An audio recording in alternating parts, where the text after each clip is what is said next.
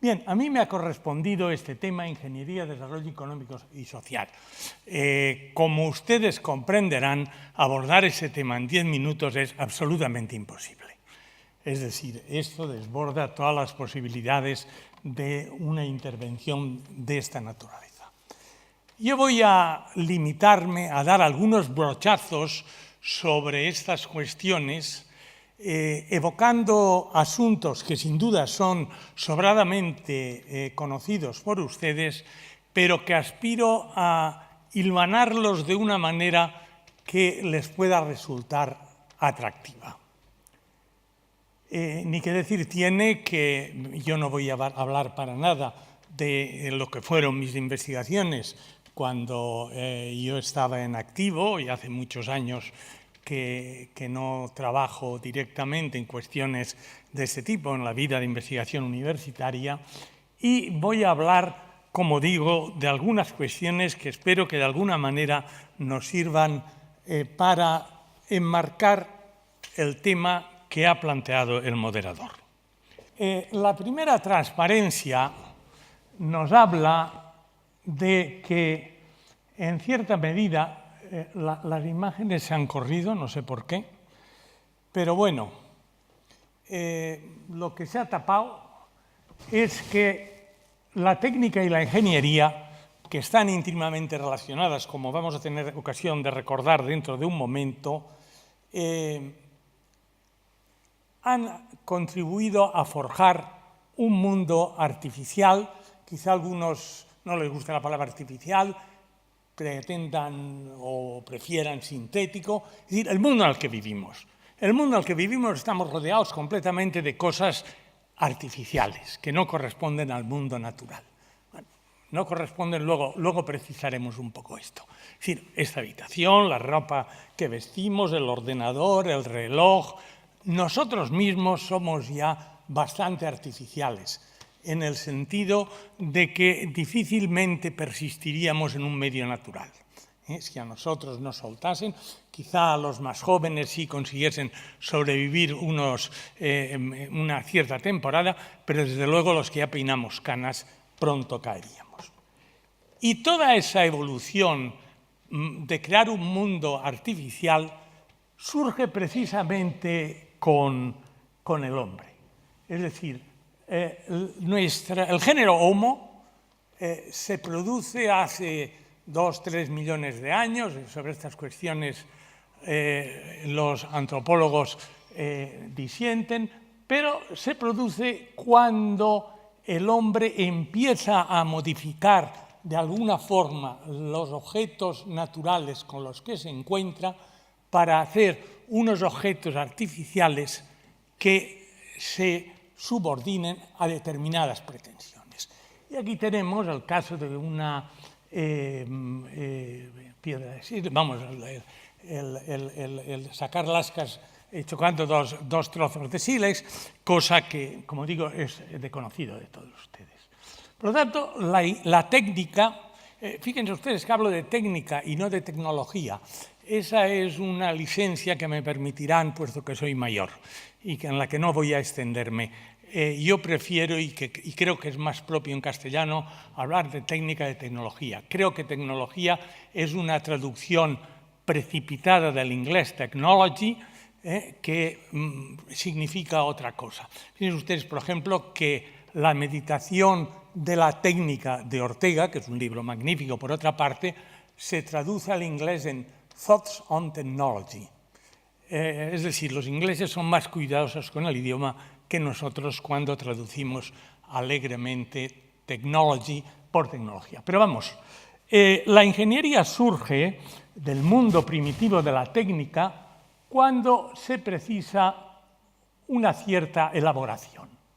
Es decir, cuando, aquí he traído esta foto de los monumentos de Menga, que sin duda muchos de ustedes conocerían, y que producen una enorme fascinación. ¿Cómo era posible que el hombre primitivo fuera capaz de mover aquellos enormes bloques de piedra y concebir de una manera una determinada construcción. De acuerdo con lo que yo propongo, esto ya es tecnología. El hombre ya es ingeniería. El hombre ha pasado de la simple técnica a la tecnología. De hecho, todo el mundo sabe, y voy a pasar muy rápidamente por esto, puesto que, insisto, que es bien conocido, con la revolución neolítica, hace ya unos 10.000 años, antes hablábamos de unos pocos millones, ahora ya se produce o se desencadena realmente la civilización. Y la civilización se desencadena con una era de la agricultura. Aquí, como antes en las construcciones, también hay un tránsito de la simple técnica, de la técnica, diríamos, artesanal, mediante la cual se construyen, se empiezan a plantar y, sobre todo, seleccionar, que ese es el elemento artificial, seleccionar plantas hasta conseguir unas plantas que tampoco sobrevivirían hoy en el medio natural, es decir, casi todas, la práctica totalidad de las plantas que nos suministran alimentación y sobre todo las que nos suministran la alimentación más importante, es obvio que sin el cuidado de los agricultores desaparecerían, y también en paralelo con eso la ganadería primigenia. De eso se pasa a la ingeniería cuando en el siglo XVIII se empiezan a ver grandes explotaciones agrarias, o sea, la agricultura deja de ser una cuestión de subsistencia familiar para convertirse en algo susceptible de grandes explotaciones, de intervenciones técnicas de importancia, y entonces aparece ya lo que se llama, propiamente hablando, la ingeniería agronómica. Lo mismo podríamos decir con relación a los monumentos civiles. Del acueducto de Segovia, que pertenece a una civilización admirable, pero realmente superada, a la presa de las Tres Gargantas, van unos cuantos 2000 años en los cuales se va perfeccionando cada vez más el mundo de la ingeniería y creando ese entorno artificial en el que hoy vivimos y que constituye nuestra civilización. Bueno, aquí tenía otra transparencia, que era, aquí se ve entramos en la era de las máquinas, ya en el siglo, a finales del XVIII, con la máquina de vapor, llegamos a la turbina, que ya representa una reelaboración muy importante de esas formas primitivas de conseguir energía, la era aeroespacial, que también en menos de un siglo nos ha llevado del vuelo de los hermanos Wright a las modernas estaciones espaciales.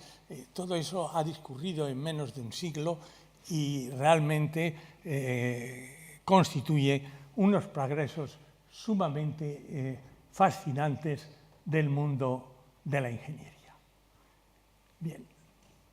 Bueno, aquí tenía también otra transparencia en la que se podía decir más o menos lo mismo que vengo diciendo hasta ahora, es decir, la transición del mundo, aquí tenemos a Marconi, del mundo de las telecomunicaciones al mundo de la robótica y de la automatización, de la que se ha hablado aquí con cierta frecuencia. Eso sería la era de la información, así podríamos tener la era de la electricidad, la era de la energía atómica, la era de las energías renovables. Es decir, hay múltiples eras que modulan la evolución de la civilización moderna, que tienen una base claramente ingenieril. Bien, aquí llegamos un poco al punto para el que el moderador reclamaba una cierta atención. La ciencia es fundamental para la ingeniería. ¿Por qué la ciencia es fundamental para la ingeniería? La ciencia es fundamental para la ingeniería porque el ingeniero, en último extremo, se basa en fenómenos naturales. Es decir, La ingeniería lo que hace es reconducir los fenómenos naturales para un determinado objetivo. Por lo tanto, todo el conocimiento que le aporte la ciencia es crucial para el ingeniero. El ingeniero utiliza la ciencia para desarrollar esos productos que en último extremo, y perdone que me repita, no son más que reconducción de fenómenos naturales. Sin embargo, hay que hacer algunas precisiones. Ahí aparece un pero. El científico, aquí pongo dos definiciones que son clásicas, que quizá algunos de ustedes conozcan, pero me temo que no se conocen lo suficiente. La primera es de Herbert Simon. Es un conocido, hizo muchas cosas, es un hombre de una formación muy vasta y que fue premio Nobel de Economía. El científico se ocupa de las cosas como son. Al científico lo que le interesa es desbrozar esos fenómenos, desvelar esos fenómenos de la naturaleza que en principio nos han permanecido ocultos y que el científico trata de explorar. En las anteriores intervenciones se ha puesto de manifiesto un cierto malestar que no es escaso, sino que es muy amplio entre científicos porque se les fuerce a que su conocimiento sea forzosamente útil.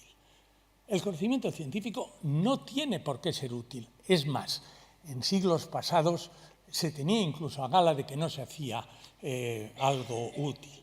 Piensen ustedes que el término científico en inglés viene en inglés, scientist, que se construye por cierta consonancia con artist. El artist es aquel que se ocupa de cuestiones como la belleza, etc., y que en principio, evidentemente el artist como el scientist necesita vivir, pero que en principio no es una motivación utilitaria lo que le lleva a actuar. Sin embargo, el ingeniero se ocupa de cómo deben ser. O sea, trata de modificar las cosas, trata de modificar los fenómenos naturales para sacar de ellos un beneficio. Fenómenos naturales que habrá descubierto él, que habrá descubierto un científico, que surgirán de donde sea, pero que claramente reconduce, como decía antes, y perdonen que repita esta expresión, en sus construcciones. Piensen ustedes, por ejemplo, en la experimentación, que es un ejemplo muy claro. El científico, cuando experimenta, trata de producir en un fenómeno natural un cierto control, de modo que su intervención sea mínima, porque lo que pretende es precisamente desvelar, hacer explícito ese fenómeno natural. Mientras que el ingeniero no. El ingeniero cuando experimenta con un fenómeno natural, lo hace actuando de una manera incluso agresiva con la naturaleza. No incluso, sino fundamentalmente agresiva con la naturaleza. Von Karman, que es bien conocido en este país por sus relaciones con los ingenieros aeronáuticos, dice algo muy parecido. El científico describe las cosas como son, el ingeniero cree lo que nunca han sido. Aunque usen las mismas herramientas, pretenden cosas distintas. Si uno ve los planos de estudios de una escuela de ingenieros y de una facultad de ciencias, verá que hay una enorme similitud. Pero, sin embargo, las usan para cosas distintas. Esto es especialmente patente en cuestiones como, por ejemplo, las matemáticas, en donde tradicionalmente los ingenieros, a lo que se nos ha enseñado es a resolver problemas, mientras que los matemáticos, con encontrar un teorema de existencia y unicidad, normalmente están más que satisfechos. Y he traído, por último, para acabar una cita de Javier Zubiri. Zubiri hoy en día ya no se le lee, se piensa que es alguien un poco del pasado. Yo me sospecho que algún día volverá a renacer, algo semejante a lo que ha pasado en el arte con Sorolla. Me acuerdo que Sorolla, cuando yo era joven, era menospreciado por el mundo del arte y hoy en día se le está poniendo en su sitio. construir es muy interesante. Y entonces en su libro clásico, Naturaleza e Historia de Dios, dice que en nuestro tiempo la función del intelectual, en nuestro tiempo está hablando de los años 50 del siglo pasado, es decir, de hace más de medio siglo. En nuestro tiempo la función intelectual se mide tan solo por su utilidad y se tiende a eliminar los restos como simple curiosidad. De esta suerte, la ciencia se va haciendo cada vez más una técnica. Y más adelante, los párrafos no están seguidos como ahí, el Homo sapiens ha ido cediendo el puesto cada vez más al Homo faber. Quizá esto venga a cuento de lo que hace un momento comentaba y que algunos de los intervinientes hoy han puesto de manifiesto, esa sensación de que a la ciencia se le está exigiendo cada vez más dedicarse a cuestiones técnicas y no a lo que era su primitiva búsqueda de la verdad, del conocimiento, del desvelamiento de los fenómenos naturales, etcétera, etcétera. Y nada más. Muchas gracias.